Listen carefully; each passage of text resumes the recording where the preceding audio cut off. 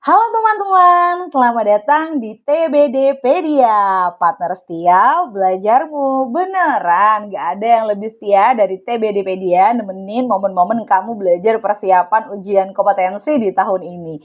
Saking setianya, kita selalu hadir nemenin kamu belajar di setiap Senin, Rabu, dan Jumat. Oke teman-teman, hari ini segmen Baso Ting Ting Ting bahas soal UKOM sudah memasuki episode yang ke-37.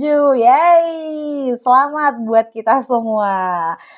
Untuk episode yang ke-37 ini, kita akan membahas area kompetensi yaitu pengelolaan, pelayanan, dan mutu produk darah dengan subkompetensinya yaitu mengelola peralatan pendukung pelayanan darah.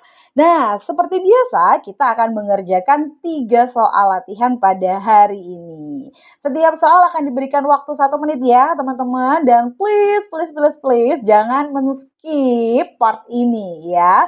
Dan kalau teman-teman berkenan, boleh juga menuliskan jawaban teman-teman di kolom komentar. Oke, are you ready? Silahkan mulai mengerjakan 3 soal berikut ini.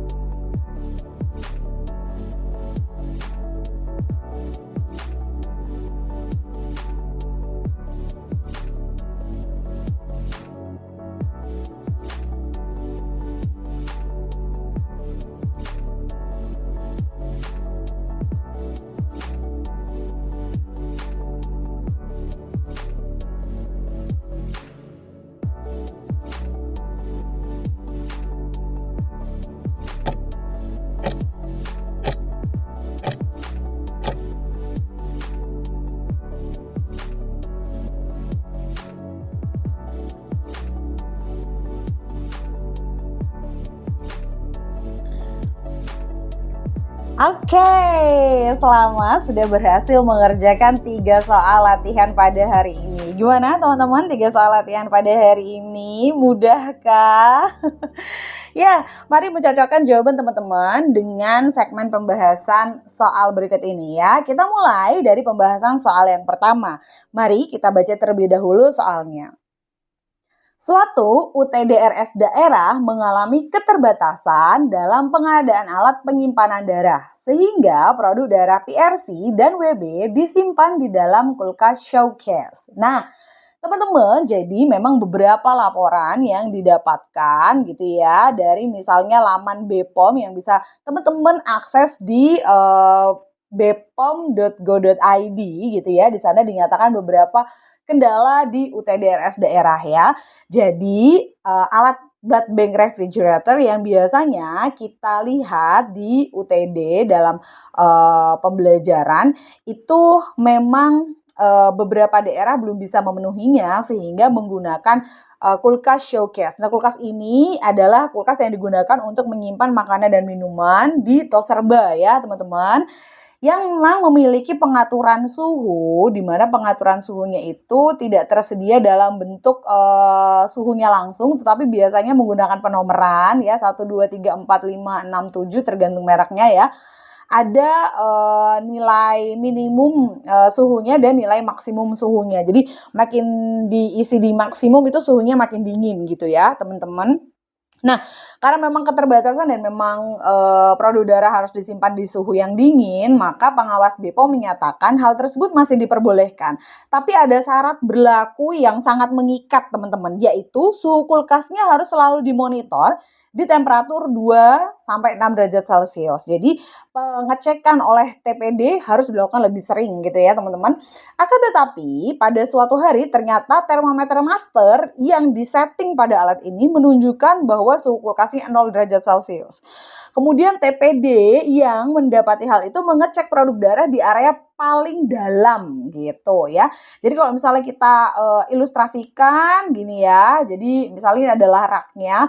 Nah, produk darah itu kan kita simpan FIFO ya, first in, first expired. First FIFO, first expired, first out, gimana sih? Nah, jadi yang area paling dalam yang notabene itu paling dekat dengan sumber pendingin itu ternyata saat dicek itu sudah dalam kondisi membeku. Nah, apakah tindakan tepat yang harus dilakukan oleh TPD pada kasus ini? Oke, teman-teman, mari kita lihat dulu ulasan teorinya. Jadi kalau teman-teman lihat ini adalah gambaran eritrosit dengan bentuk bikonkavnya ya, teman-teman.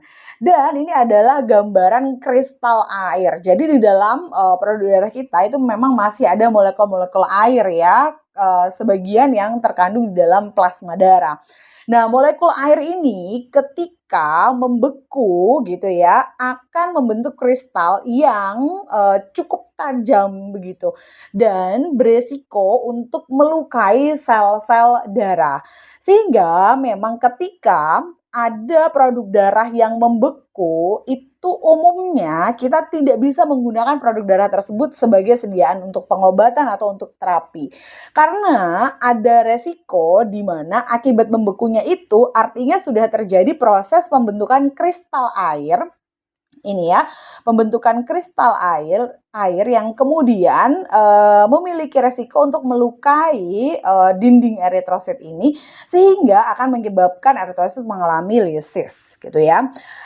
Adanya dugaan ini seharusnya TPD kemudian melakukan tindakan tepat apa? Apakah menaikkan suhu kulkas teman-teman? Oke, menaikkan suhu kulkas mungkin saja gitu ya, tetapi tidak dilakukan pertama kali gitu kan ya. Karena apa? Karena memang harus kemudian mengecek dulu tadi ya produk-produk darah ada yang beku atau enggak. Nah, kalau ada yang membeku diapakan?